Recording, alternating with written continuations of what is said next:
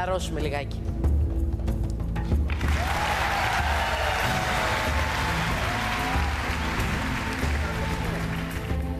Δεν σου πάνε τα κόκκινα μάτια, παιδί μου. Δεν σου πάνε.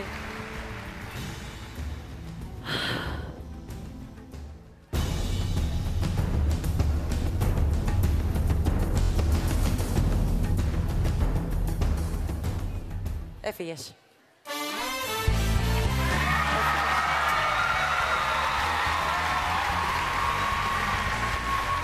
Μην κλαις. Δεν θέλω να κλαις. Δεν θέλω να κλαις. Happy face.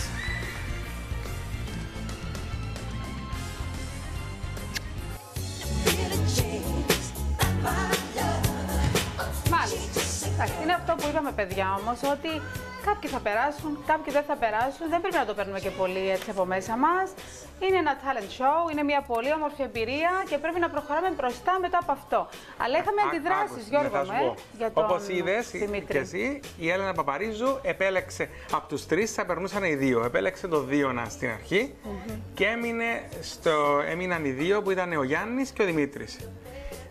Σε κάποια στιγμή ο Γιάννης άρχισε να κλαίει. Είδαμε έτσι πολύ, ήταν συναισθηματικά φορτισμένος πάρα πολύ.